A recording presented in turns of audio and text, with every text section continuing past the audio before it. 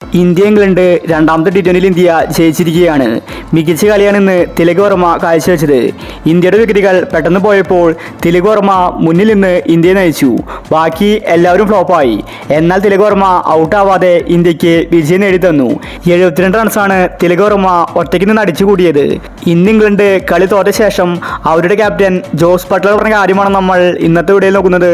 ഇതുപോലത്തെ ക്രിക്കറ്റ് ന്യൂസിന് വേണ്ടി ഈ ചാനൽ മറക്കാതെ സബ്സ്ക്രൈബ് ചെയ്യൂ. അങ്ങനെ ഇംഗ്ലണ്ട് രണ്ടാമത്തെ ടി20യിലും തോറ്റിരിക്കുകയാണ്. 2-0 ഇന്ത്യ മുന്നിലായിരിക്കുകയാണ്. ഇന്ന് കളി തോറ്റ ശേഷം ബട്ട്ലർ പറഞ്ഞത് ഇങ്ങനെയായിരുന്നു: എനിക്ക് ഒരുപാട് വിഷമമുണ്ട്. ഇന്നത്തെ മാച്ച് ജയിക്കുമെന്ന് ഞാൻ പ്രതീക്ഷിച്ചതായിരുന്നു. കാരണം ഇന്ത്യയുടെ വിക്കറ്റുകൾ പെട്ടെന്ന് പോയിട്ടുണ്ടായിരുന്നു. പക്ഷേ ഞങ്ങൾക്ക് പണിയായത് തിലക് വർമ്മയാണ്. അവൻ ഇങ്ങനെ അടിച്ചു കളിക്കുമെന്ന് ഞങ്ങൾ കരുതിയില്ല. അവൻ്റെ വിക്കറ്റ് നേടാൻ സാധിച്ചെങ്കിൽ ഉറപ്പായിട്ടും ഞങ്ങൾ ഇന്ന് കളി ജയിച്ചേനെ. പക്ഷേ അവൻ്റെ വിക്കറ്റ് നേടാൻ ഞങ്ങൾക്ക് കഴിഞ്ഞില്ല. ബൗളേഴ്സ് ഒരുപാട് മിസ്റ്റേക്കുകൾ ഇന്ന് വരുത്തിയിട്ടുണ്ട്. ഈ ഒരു ഇന്ത്യൻ ടീമിനെ എല്ലാ ടീമുകളും വായിക്കേണ്ടിയിരിക്കുന്നു.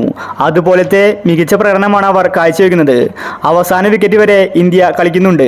അതാണ് അവരുടെ പ്ലസ് പോയിന്റ്. ഞങ്ങൾക്ക് ഒരുപാട് തെറ്റുകൾ ഇന്ന് സംഭവിച്ചിട്ടുണ്ട്. വിജയിച്ച മത്സരമാണ് കൈവിട്ട് കളഞ്ഞത്. അതുകൊണ്ട് തെറ്റുകൾ കണ്ടെത്തി പരിഹരിച്ച് അടുത്ത മത്സരത്തിൽ ശക്തമായിട്ട് തിരിച്ചു വരുമെന്ന് ബട്ട്ലർ വ്യക്തമാക്കി. ആരാധകർ ഒരു നെഞ്ചിടിപ്പോടെയാണ് ഇന്നത്തെ മത്സരം നോക്കിക്കണ്ടത്. കാരണം ആര് കളി ജയിക്കുമെന്ന് അറിയാൻ സാധിക്കുന്നില്ല.